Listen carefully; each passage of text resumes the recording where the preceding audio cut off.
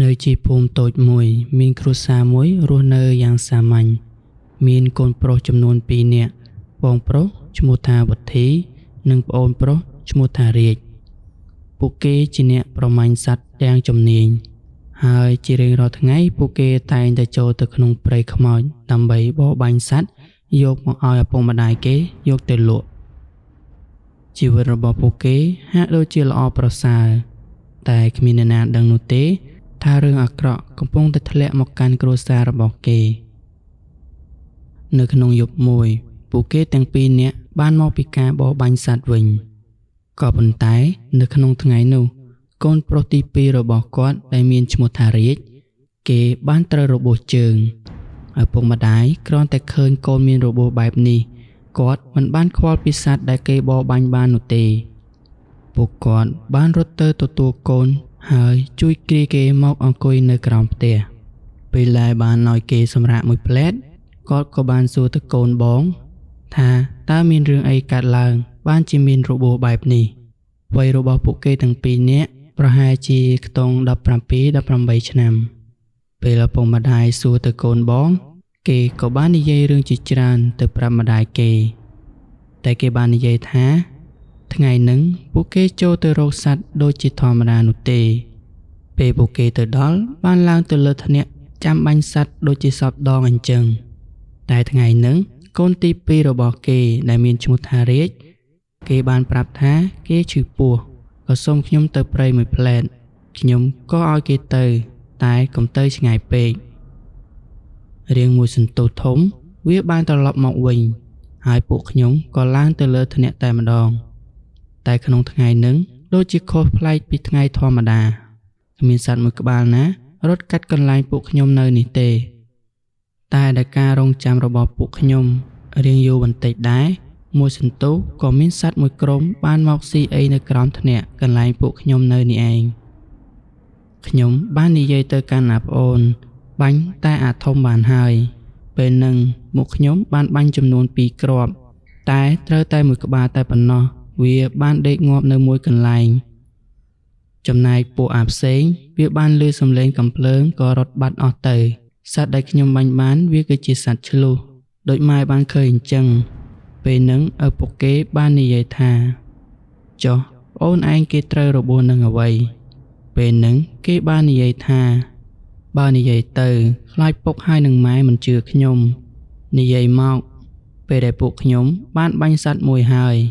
ពួកខ្ញុំថាបំរុងនឹងចុះមកវិញតែអំឡុងពួកខ្ញុំនឹងរៀបនឹងចុះក៏បានឮសំឡេងសត្វជ្រូកព្រៃវារត់មកទីនេះពេលហ្នឹងពួកខ្ញុំក៏បានឡើងមកលើថ្នាក់វិញពេលវាមកដល់វាបានទៅក្បែរសត្វឆ្លុះនោះពេលហ្នឹងពួកខ្ញុំឃើញថាមានសត្វមួយក្បាលទៀតហើយថ្ងៃនេះក៏បាញ់ទៅវាចំនួន2គ្រាប់ដូចគ្នា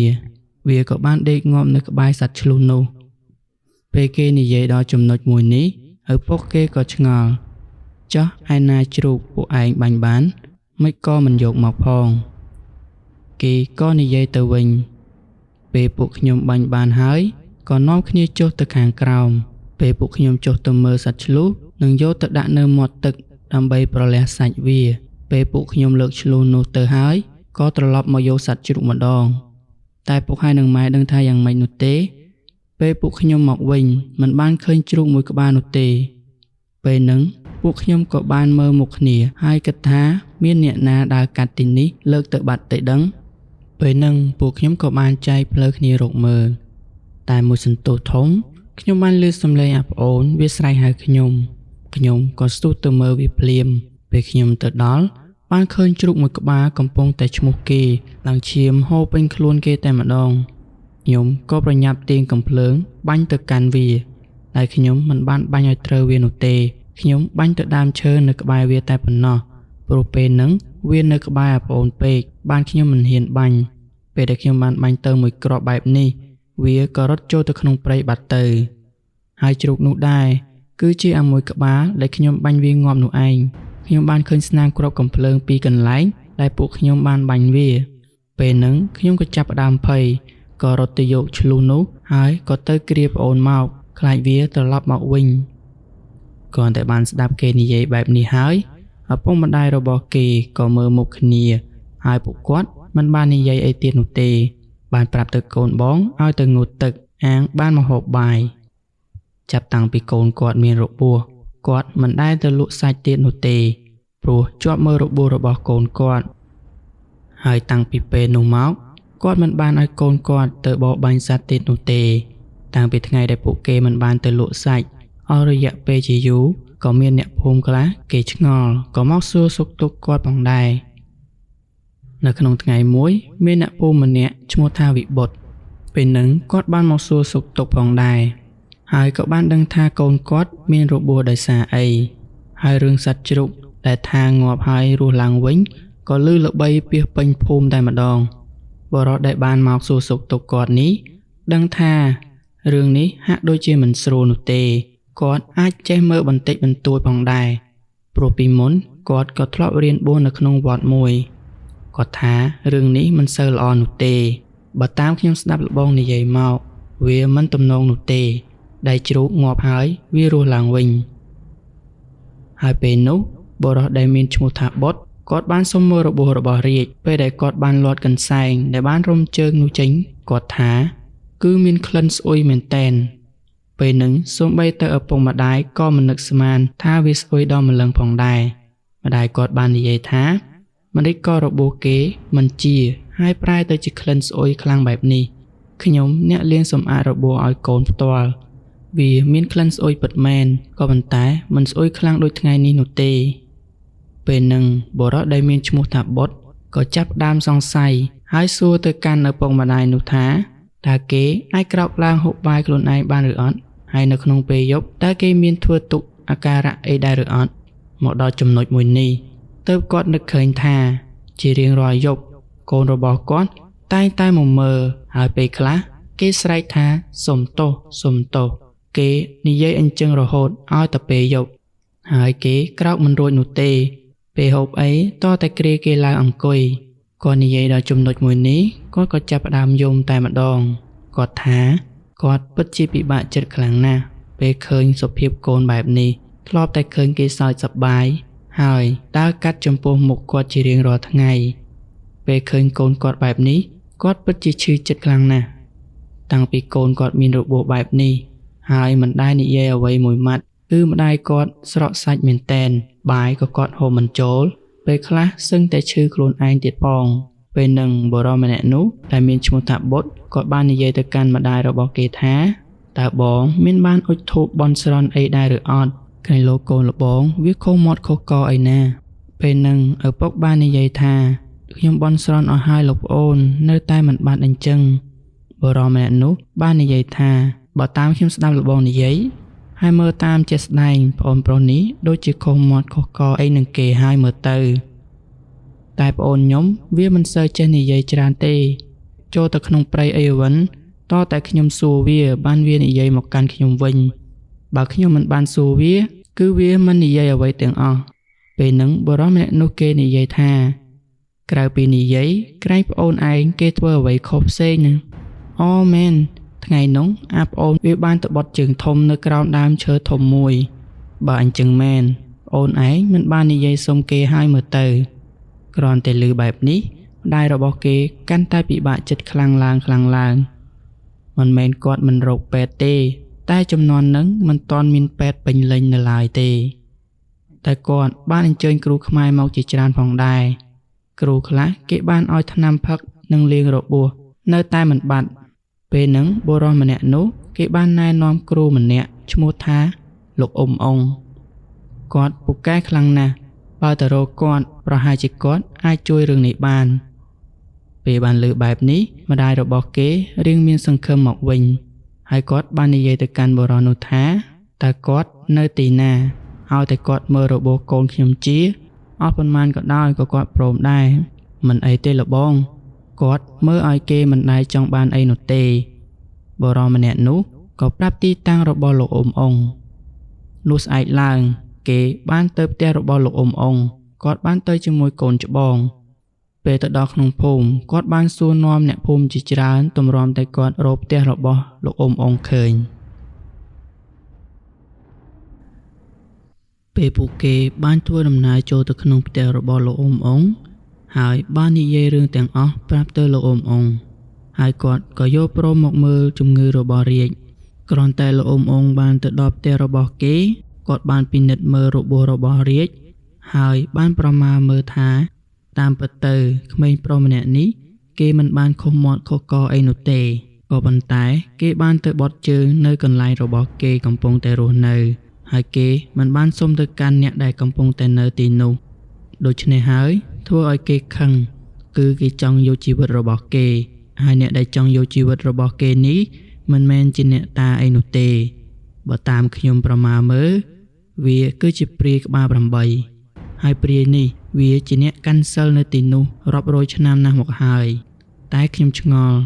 តែម្ដេចវាមកប្រកាន់នៅរឿងប៉ុណ្ណឹងអាក្មួយម្នាក់នេះវាខុសពីក្មេងដទៃបានជាព្រាយនោះវាមិនទាន់អាចយកជីវិតគេបានពេលនោះលោកអ៊ំអ៊ុងបានមើលរបួសគេនិងបានយកខ្សែដៃមួយមកចងឲ្យគេមួយសន្ទុះក្រោយរាជក៏អាចនិយាយបានខ្លះ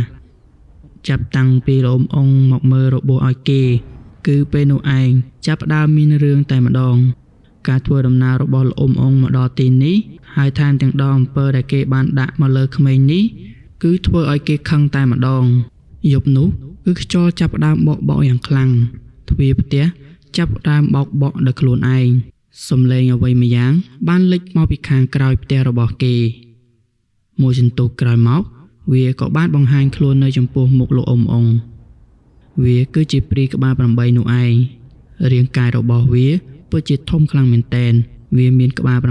8មុខមាត់របស់វាពោពេញទៅដោយឈាមភ្នែកភ្លឺក្រហមចំណែកមាត់របស់វាគឺរយះដល់គុំត្រចៀកតែម្ដងវាបាននិយាយមកកាន់លោកអ៊ំអ៊ុងថាឆាប់ប្រកល់ក្មេងនោះមកឲ្យវាបើមិនដូច្នេះវានឹងយកជីវិតអ្នកទាំងអស់គ្នាដែលនៅក្នុងផ្ទះនេះពេលហ្នឹងលោកអ៊ំអ៊ុងក៏មិនបានភ័យនោះទេគាត់ឈរនៅនឹងដីហើយនិយាយទៅកាន់វាថា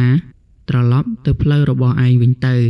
ឯងមិនត្រូវយកជីវិតរបស់ក្មេងប្រុសម្នាក់នេះទេពេលហ្នឹងដែរវាក៏បានសើចមកកាន់លោកអ៊ំអ៊ុងវាមិនបាននិយាយអ្វីទៀតនោះទេវាក៏ចាប់ផ្ដើមបើកការវាប្រហារមកកាន់លោកអ៊ំអ៊ុងតែម្ដងជាដំបូងវាបានប្រែក្លាយទៅជាក្របីមួយក្បាលដែលមានភ្នែកក្រហមពេលនោះវាបានទន្ទ្រាំទៅលើដីហើយពេលនោះដែរធ្វើឲ្យដីរំជួយយ៉ាងខ្លាំងលោកអ៊ំអ៊ុងក៏មិនបានភ័យខ្លាចទៅកាន់ក្របីមួយក្បាលនោះទេពេលនោះដែរគាត់ក៏បានលូកដៃចូលទៅក្នុងថង់យាមរបស់គាត់ដកយកនៅរូបសូន្យមួយនោះគឺជាក្របីមួយក្បាលផងដែរគាត់បានសូត្រទៅលើរូបសូន្យនោះហើយក៏បានបោះសំដៅទៅក្របីមួយនោះមួយសន្ទុះក្រោយមករូបសូន្យដែលគាត់បានបោះទៅគឺជាក្របីមួយក្បាលយ៉ាងធំក្របីរបស់លោកអ៊ំអ៊ុងគ្រាន់តែចេញមកពិតជាមានឫទ្ធិអំណាចខ្លាំងមែនទែនមានពន្លឺពណ៌មាសព័ទ្ធជុំវិញខ្លួនរបស់វាពេលនោះវាក៏បានទៅប្រយុទ្ធជាមួយក្របីព្រាយនោះការប្រយុទ្ធនោះពិតជាគួរឲ្យខ្លាចមែនទែនវាបានរត់បុកគ្នាទៅវិញទៅមកពេលដែលស្នែងរបស់ពួកវាប៉ះគ្នាឡើងចេញផ្កាភ្លើងព្រាកៗតែម្ដងប្រៀបដូចជាយើងយកដែកទៅប៉ះនឹងគ្នាអញ្ចឹងការប្រយុទ្ធនេះមិនយូរមិនឆាប់នោះទេព្រាយក៏វាបានចេញក្រោមដៃរបស់ក្របីលោកអ៊ំអ៊ុងព្រោះថាក្របីលោកអ៊ំអ៊ុងវាមានឫទ្ធិអំណាចខ្លាំងជាងប៉ុន្តែវាមិនទាន់ចុះចាញ់នោះទេក្រោយពីវាប្រែកលាទៅជាក្របីហើយមិនអាចយកឈ្នះក្របីរបស់លោកអ៊ំអ៊ុងវាក៏បានបដូររូបរាងកាយប្រែកលាទៅជាខ្លាម្ដងគ្រាន់តែវាប្រែក្លាយទៅជាខ្លាវាបានស្រែកក្រហមធ្វើឲ្យព្រៃទាំងមូលរង្គើតែម្ដងក៏ប៉ុន្តែទោះបីជាវាប្រែក្លាយទៅជាអ្វីក៏ដោយក៏លោកអ៊ំអ៊ុងមិនបានញញើតនឹងវាសូម្បីតែបន្តិចពេលនោះលោកអ៊ំអ៊ុងគាត់បានពន្លត់នៅក្របីរបស់គាត់ពួកគាត់គិតថាខ្លាមួយក្បាលនេះពិតជាមានឫទ្ធិអំណាចខ្លាំងជាងមុនគាត់បានពន្លត់វាហើយគាត់បានលូកដៃចូលទៅក្នុងថង់យាមរបស់គាត់ម្ដងទៀតបងប្អូនដឹងថាគាត់ដកអ្វីចេញមកនោះទេគាត់បានដកចេញមកនៅចង្កូមខ្លាមួយក្បាលពេលដែលគាត់បានយកចេញមកហើយគាត់បានសូត្រទៅកាន់ចង្កូមមួយនោះបន្ទាប់ពីគាត់សូត្ររួចរាល់គាត់បានបោះចង្កូមនោះទៅកាន់ពីមុខរបស់គាត់មួយសន្ទុះក្រោយមកវាក៏លេចរូបរាងខ្លាមួយក្បាលផងដែរតែខ្លារបស់លោកអ៊ំអ៊ុងគឺជាខ្លាសគ្រាន់តែលេចរូបរាងខ្លាសរបស់លោកអ៊ំអ៊ុងវាបានបញ្ចេញអំណាចអាគមយ៉ាងខ្លាំងធ្វើឲ្យព្រាយក្បាល8ដែលវាប្រែក្លាយទៅជាខ្លានោះ វារៀងថយក្រោយបន្តិចព្រោះវាដូចជាចាញ់ឫទ្ធិអំណាចខ្លារបស់លោកអ៊ុំអ៊ុងពេលនោះសត្វទាំងពីរក៏បានប៉ះគ្នាសំឡេងរបស់វាទាំងពីរគឺប្រៀបដូចជាផ្គរលាន់អញ្ចឹងដីទាំងមូលរំជួយព្រៃចាប់ផ្ដើមរង្គើអ្នកដែលនៅក្នុងផ្ទះនោះគេមិនអាចមើលឃើញសកម្មភាពដែលពួកគេប្រយុទ្ធគ្នានោះទេក៏ប៉ុន្តែពួកគេបានឮសំឡេងការប្រយុទ្ធនេះអស់រយៈពេលជាយូរផងដែរនៅចុងក្រោយមើលទៅខ្លាទាំងពីរនេះហាក់ដូចជាស្មើគ្នាលោកអ៊ុំអ៊ុងគាត់បានសូត្រនៅមន្តអាគមរបស់គាត់បន្ថែមពេលនោះបានលេចរូបរាងខ្សែអាគមមួយយ៉ាងភ្លឺហើយបានហោះទៅចងព្រាយមួយក្បាលនោះនៅក្នុងពេលនោះគ្រាន់តែខ្សែបានទៅរឹតរូបរាងកាយរបស់ព្រាយភ្លើងក៏ចាប់ផ្ដើមឆេះរូបរាងកាយរបស់គេតែម្ដងពេលនឹងវាក៏ចាប់ផ្ដើមស្រែកដល់ការឈឺចាប់ខ្លាំងបំផុត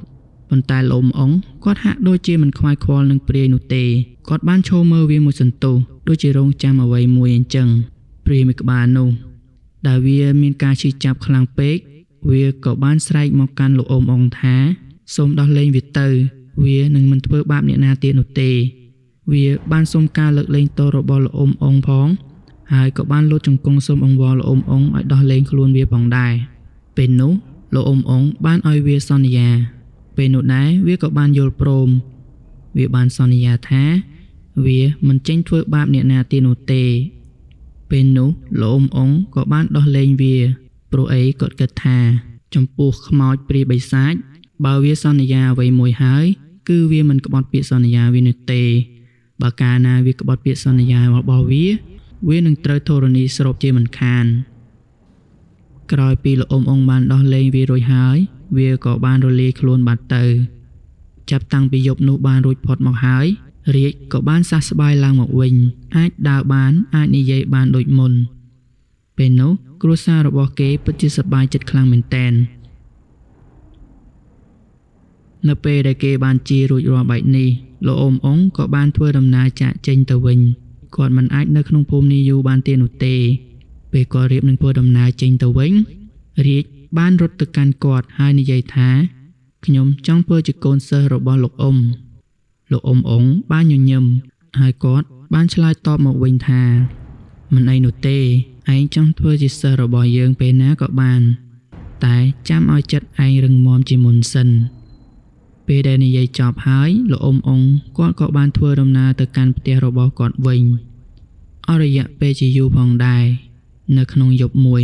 មានអ្នកភូមិម្នាក់បានឃើញស្រមោលខ្មៅមួយយ៉ាងធំកំពុងតែសម្លឹងមកក្នុងភូមិរបស់គេរាជទោះជាគេជាសះស្បើយហើយក៏ដោយប៉ុន្តែនៅក្នុងសុបិនរបស់គេតែងតែមានការលងបន្លាចជារៀងរាល់យប់គេតែងតែយល់សពឃើញព្រាយក្បាល8នោះកំពុងឈរមើលមកគេពីចម្ងាយពេលនោះគេក៏បានភ្ញាក់ឡើងហើយគេបានបែកញើសពេញខ្លួនតែម្ដងពេលនោះគេបានធំក្លិនស្អុយដែលធ្លាប់ជួបពីមុនគេគិតថាព្រាយក្បាល8នោះប្រហែលជាត្រឡប់មកវិញហើយមើលទៅនៅក្នុងថ្ងៃមួយវុធីចាប់អារម្មណ៍ថាឃើញរាជមិនដូចពីមុននោះទេភ្នែកគេមើលទៅក្រឡេកក្រឡាប់ពេលខ្លះឈរដូចជាគ្មានព្រលឹងនៅក្នុងខ្លួនអញ្ចឹងដូចជាកំពុងស្ដាប់អ្វីមួយដែលគេមិនអាចស្ដាប់បានរាជឯងមានរឿងអីខុសប្រក្រតីមែនទេពេលនោះរាជបានឆ្លើយតបទៅកាន់បងគេវិញថាបងខ្ញុំបានឮសំឡេងរបស់អ្វីម្យ៉ាងកំពុងហៅខ្ញុំឯងកុំគិតអ្វីច្រើនអីរឿងវាបានកន្លងផុតអស់ទៅហើយនៅពេលយប់ឡើងមានរឿងអ្វីកើតឡើងមួយចំពោះរាជពេលរាជកំពុងតែដេកភ្លាមនោះស្រាប់តែគេបានបើកភ្នែកភ្លឹបតែម្ដងប៉ុន្តែគេនៅក្នុងពេលនោះមិនមែនជារាជទៀតនោះទេភ្នែករបស់គេប្រែក្លាយទៅជាពណ៌ក្រហមស្រាលគេបានក្រោកឡើងចេញពីផ្ទះដោយគ្មានបន្លឺសំឡេងអីបន្តិចឪពុកម្ដាយនិងវុធីមិនដឹងអ្វីទាំងអស់នៅពេលភ្លឺស្រាលវុធីបានភ្ញាក់ឡើងហើយគេឃើញថាបាត់ប្អូនគេទៅហើយគេក៏បានរត់រកប្អូនរបស់គេរហូតទៅដល់កែមព្រៃគេបានឃើញដានជើងរបស់ប្អូនគេចូលទៅក្នុងព្រៃនោះម្ដងទៀតវុធីមិនស្ទាក់ស្ទើរគេក៏ចូលតាមទៅភ្លាមខ្យល់ក្នុងព្រៃត្រជាក់ខុសពីធម្មតាគ្មានសំឡេងសត្វសូម្បីតែមួយក្បាលពេលគេធ្វើដំណើរចូលដល់កណ្ដាលព្រៃវុធីបានឃើញរាជឈរនៅមុខដើមឈើធំមួយ គេបានឃើញនៅពីក្រោយខ្នងរបស់រាជមានស្រមោលធំមួយហើយក្បាលរបស់វាមានរហូតទៅដល់8ពេលនោះរាជក៏បានស្រែកហៅប្អូនរបស់គេថារាជពេលនោះរាជក៏បានបែរមករកវុធី គេបានញញឹមទៅដាក់វុធី តែការញញឹមនេះមិនមែនដូចជារាជនោះទេពេលនោះបានឮសំឡេងចេញពីមាត់របស់រាជតែហាក់ដូចជាមិនមែនខ្លួនគេអ្នកនិយាយនោះទេវុធីបានត្រឡប់ក្រោយគេពិតជាភ័យខ្លាំងមែនទែនហើយគេបាននិយាយថាឯងមិនមែនប្អូនខ្ញុំនោះទេពេលនោះសំឡេងព្រាយក្បាល8បានស្រែកមកកាន់វុធីរាងកាយរបស់រាជពេលនេះមិនមែនជារាជទៀតនោះទេគឺជាព្រាយក្បាល8គេបានគ្រប់គ្រងរាងកាយរបស់រាជបានទាំងស្រុងហើយភ្លាមនោះដីក៏ចាប់ផ្ដើមញ័រក្នុងព្រៃក៏ចាប់ផ្ដើមរង្គើមួយសន្ទុះក្រោយក៏លេចនៅព្រលឹងទូចគឺជាបរិវាររបស់ព្រាយក្បាល8នោះឯងវាបានលេចចេញមកជុំវិញខ្លួនរបស់វុធីគេមិនចេះមន្តអាគមអីនោះទេ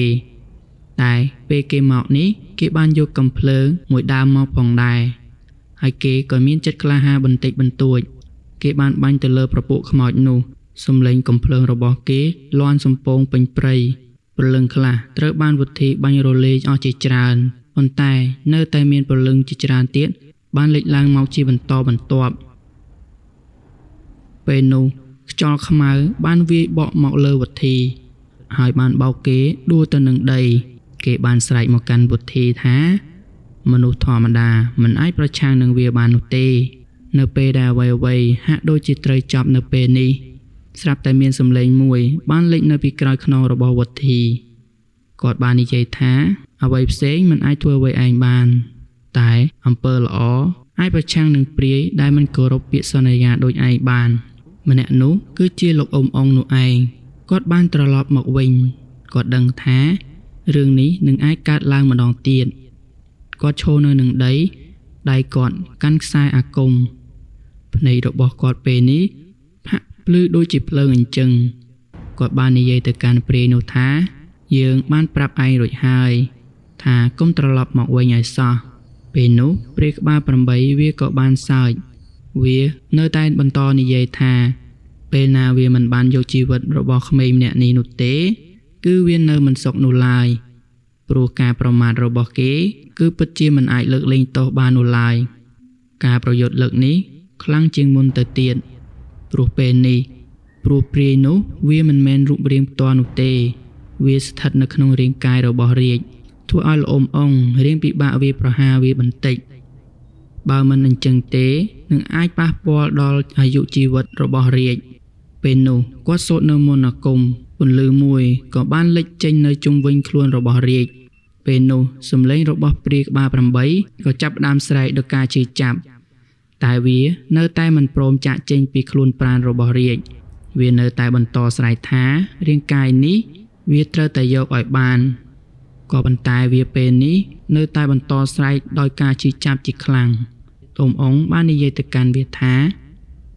បើក្មេងម្នាក់នេះធ្វើខុសគេអាចសុំទោសឯងបានទេតើឯងចាំបាច់យកអាយុជីវិតគេធ្វើអ្វីលោកអ៊ុំអ៊ុងមើលទៅវុធីគាត់បាននិយាយទៅកាន់គេថាបើឯងចង់សង្គ្រោះប្អូនរបស់ឯងត្រូវដាស់ស្មារតីរបស់គេឲ្យបានកុំឲ្យព្រាយមួយក្បាលនោះគ្រប់គ្រងស្មារតីគេឲ្យសោះពេលនឹងដែរវុធីក៏ចាប់ផ្ដើមស្រែកទៅកាន់ប្អូនរបស់គេរាជប្អូនប្រុសត្រឡប់មកវិញមកកុំឲ្យវាគ្រប់គ្រងឯងបានឲ្យសោះឪពុកម្ដាយកំពុងតែរងចាំឯងនៅឯផ្ទះឯណោះពេលនោះទឹកភ្នែករបស់រាជក៏ចាប់ផ្ដើមធ្លាក់មួយផ្លែតនោះភ្នែកក្រហមរបស់រាជក៏ចាប់ផ្ដើមក្រឡេកក្រឡាប់បន្តិចសំឡេងរបស់មនុស្សក៏បានលេចឡើងចំពោះមុខគេនោះគឺជាសំឡេងរាជបងជួយខ្ញុំផងពេលដែលលោកអ៊ុំអ៊ុងឃើញឱកាសល្អបែបនេះគាត់ក៏សូត្រនៅមន្តអាគមបន្ថែមខ្សែអាគមក៏បានភ្លឺដូចជាភ្លើងចូលទៅក្នុងរាងកាយរបស់រាជពេលនោះឮសំឡេងវាស្រែកតែម្ដងទៀតតែប៉ុណ្ណោះក៏ស្ងាត់បាត់ទៅវិញអ៊ុំអ៊ុងបានដឹងថាព្រាយក្បាល8នោះត្រូវបានចេញពីរូបរាងកាយរបស់រាជហើយបន្ទាប់មកវាបានលេចឡើងនៅរូបរាងកាយពិតរបស់វាបានស្រែកមកកាន់លោកអ៊ុំអ៊ុងថាឯងប្រឆាំងយើងម្ដងហើយម្ដងទៀតម្ដងនេះយើងត្រូវតែយកជីវិតពួកឯងឲ្យបានគ្រាន់តែវានិយាយចប់បែបនេះ ម្ដងនេះអ៊ំអ៊ុងមិនបានឲ្យឱកាសវាម្ដងទៀតនោះទេគាត់បានបញ្ចេញនៅអាគមចុងក្រោយរបស់គាត់មានពន្លឺពណ៌សមួយបានលេចឡើងនៅជុំវិញខ្លួនរបស់គេវាបានហោះទៅគ្របដណ្ដប់រូបរាងកាយរបស់ព្រាយនោះពេលនោះដែរវាក៏ចាប់ផ្ដើមស្រែកក្តៅណាស់ពេលនោះដែរភ្លើងពណ៌សរៀបនឹងដុតរូបរាងកាយព្រាយមួយក្បាលនោះហើយស្រាប់តែដីចាប់ផ្ដើមរំជួយដូចជាមានអ្វីខុសប្លែកពីធម្មតាអញ្ចឹងស្រាប់តែពេលនោះដីក៏ចាប់ផ្ដើមប្រេះនៅក្រោមជើងព្រាយក្បាល8នោះពេលនោះវាក៏បានស្រូបនៅវិញ្ញាណព្រាយក្បាល8នោះចូលទៅក្នុងដីបាត់ទៅលោកអ៊ំបានគិតថានេះប្រហែលជាវាត្រូវធរណីស្រូបហើយមើលទៅព្រោះវាមិនបានគោរពពាក្យសន្យារបស់វាពេលដែលរឿងបានចប់សពគ្រប់រាជក៏បានដួលសន្លប់តែម្ដងក្រោយពីគេបានភ្ញាក់ឡើងមកវិញគេយំជាខ្លាំងហើយបានអោបបងប្រុសគេយ៉ាងខ្លាំងផងដែរពេលនោះលោកអ៊ំក៏បានញញឹមទៅកាន់ពួកគេក្រោយពីការប្រយុទ្ធយ៉ាងសាហាវនៅក្នុងព្រៃពួកគេក៏បានធ្វើដំណើរចេញពីក្នុងព្រៃនោះមកវិញពេលពួកគេទៅដល់ផ្ទះម្ដាយរបស់រាជកំពុងអង្គុយនៅក្រោមផ្ទះគាត់ស្រក់ទឹកភ្នែកដៃម្ខាងកាន់ខ្សែដៃដែលគាត់ធ្លាប់ចងឲ្យកូនឪពុករបស់គេដើរចូលឡើងនៅក្រោមផ្ទះផងដែរពេលដែលបានឃើញកូនត្រឡប់មកវិញម្ដាយរត់មកអោបកូនភ្លាមហើយស្រែកយំយ៉ាងខ្លាំងដៃគាត់អោបកូនយ៉ាងខ្លាំងដូចជាភ័យថាបើគាត់ដោះដៃចេញគេនឹងបាត់ទៅវិញម្ដងទៀតគាត់បាននិយាយថាកូនម៉ែកុំចាក់ចេញទៅណាទៀតឲ្យសោះណាពេលនោះរាជក៏យំតាមម្ដាយរបស់គេខ្ញុំសុំទោសផងម៉ែឪពុកឈរមើលកូនពីចម្ងាយតែភ្នែករបស់គាត់ឡើងក្រហមពោពេញទៅដោយទឹកភ្នែកគាត់ដើរមកលើកដៃប៉ះក្បាលកូនយ៉ាងថ្នមត្រឡប់មកវិញល្អហើយគ្រប់យ៉ាងនឹងល្អប្រសើរមកវិញចាប់តាំងពីថ្ងៃនោះមកគ្រួសាររបស់គាត់មិនមានរឿងអ្វីកើតឡើងទៀតនោះទេហើយរាជក៏បានរស់នៅជាមួយឪពុកម្ដាយរបស់គេអស់មួយរយៈធំក្រោយមកគេក៏បានសុំឪពុកម្ដាយរបស់គេទៅកាន់ផ្ទះរបស់លោកអ៊ំដើម្បីរៀននៅមន្តវិជ្ជាពីលោកអ៊ំហើយរឿងរបស់យើងក៏សូមឆ្លេះនៅត្រឹមនេះសិនផងដែរ